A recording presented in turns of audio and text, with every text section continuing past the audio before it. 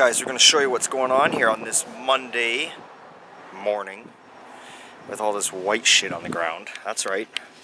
We got some snow over the weekend. This is nothing right now. We probably had up to a foot here.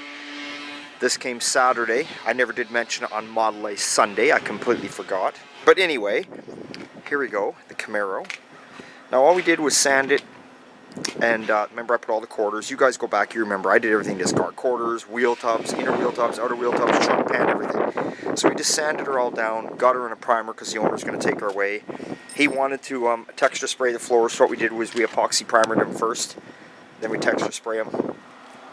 Same as the underneath. I don't know if you can see under here or not, but all the underneath has been done. So he's going to take it away for now.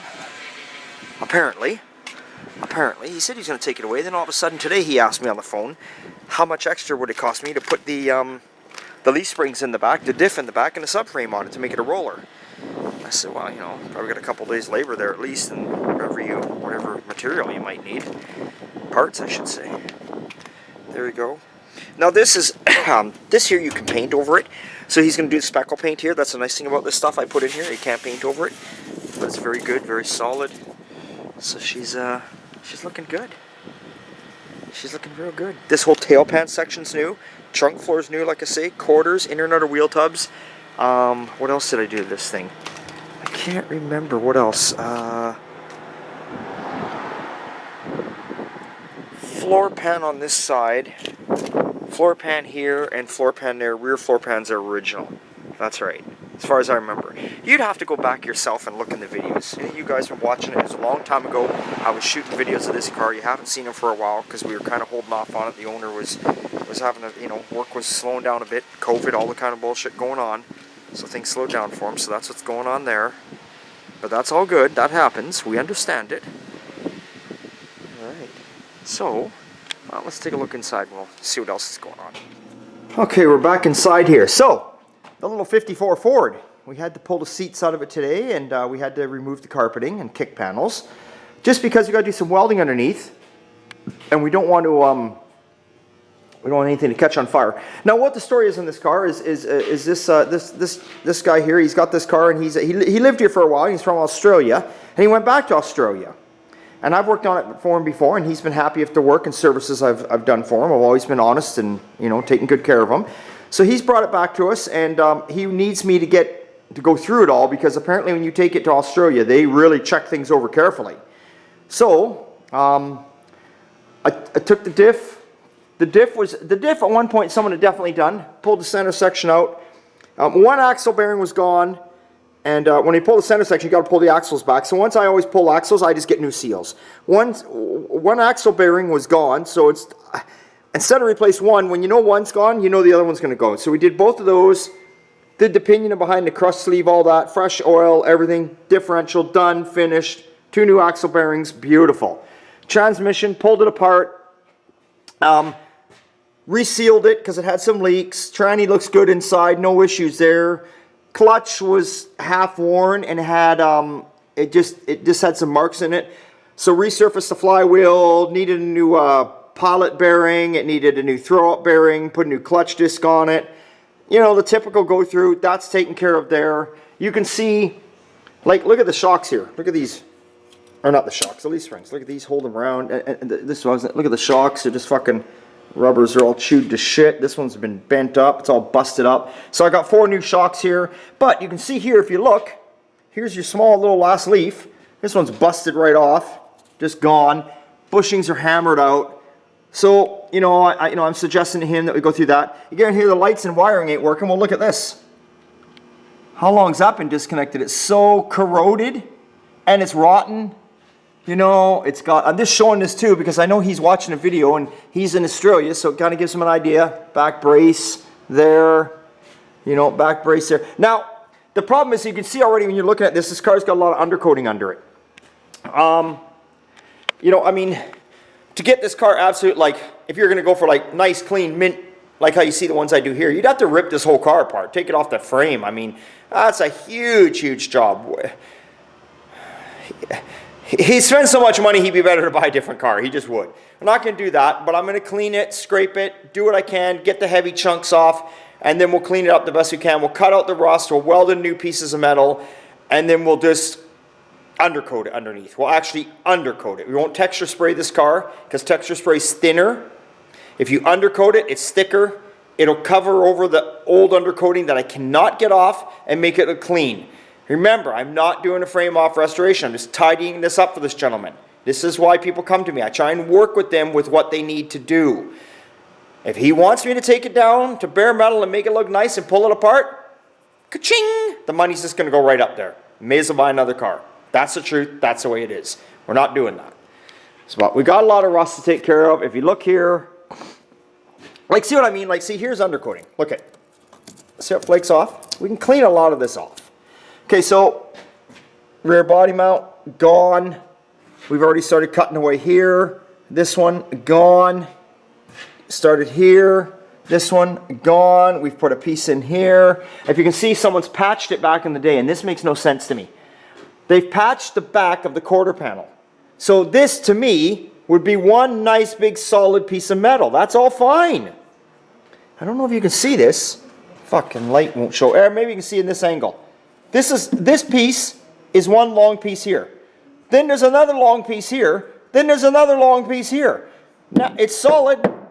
I'm not going to touch it, because once I touch it, that's more work costing him money. It's solid. There's nothing wrong with it. I'll wire wheel it. And what I mean by there's nothing wrong with it, the way it's done is absolutely wrong, but it's solid and it's not rusted. So I'll wire wheel it, undercoat it. That's where I'm going to save him money. Somebody else would look at that and say, let's cut it out and do it properly. I'm going to say, just leave it alone. Once you fucking open that up, you could have a can of worms there. Okay? But why somebody would do it that way, I have no idea. I don't even know if they did it that way on this side. Let's... yeah, I can feel it. They've gone from the bottom to here. And then there's another... I can feel it here. They've got another one. Maybe they never had a full sheet of metal. I have no idea. Driver's side rear. There you go. Again. Center. Gone. Now here, someone's patched it. You can see they've welded some metal in. That's fine, because we're going to cut these off and put put new ones in. This is fine what they've done, but still, they could have done it a little neater. I mean, look at this. It just scabbed over top. But, again, I'm not going to touch it. I'm going to clean it up, seam seal it, undercoat it, call it a day. We're going to leave that. We're going to wash all the grease and gunk off the engine. The engine's a flatty. It's all been rebuilt. I did quickly grab the wheel. I didn't feel any movement in the front suspension, so that's good. I've already checked the rear brakes. The rear brakes are nearly like new. I'd say they're a good 80-85% like new. Exhaust seems good. I don't know. Let's check the U-joints right now while we're under here. I mean, this U-joint. What have we got there? Oh my God, we got some. I can't even. No, that U-joint's new and it's good. That one's new and it's good. So he's got good U-joints. We're good there. So right now what I'm seeing is I would suggest some new leaf bushings. Obviously, like I say, I got the shocks. Get this metal work taken care of underneath. We're going to be here for a while. This is not something that's going to get done in a week. You're not going to clean this thing underneath and get the metal work done in a week. But we're going to get on it and we're going to get that done. That's what's next on this car. So that's what's going on there. There is what's happening. Now, we'll go see what Sean's up to. Mr. Sean is still working on Brad, the 67 Merc pickup. He's still working on Brad's box. He's still working on it. Took a lot of time to get inside this box done. Oh my God, it's crazy. Sometimes people just don't understand what it takes. Brad knows what it takes, but I'm just saying. Here we go. Still working away. Still working away? Still working away, my man. Ooh.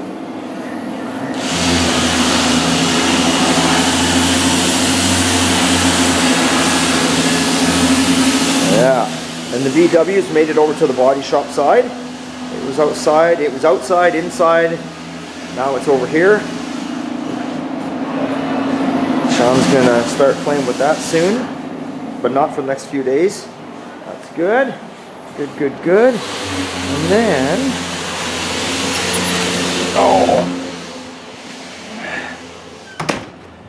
Chris is in tomorrow. He'll be back on the Mustang. We're hoping to have this Mustang running this week. So he's in tomorrow. He'll be going on that. That is excellent. And I do believe the cab for the crew cab is going to be back the end of this week. I think it's coming home Thursday, right before Christmas Eve. I believe it's coming home. So that's a good thing. It's a real good thing.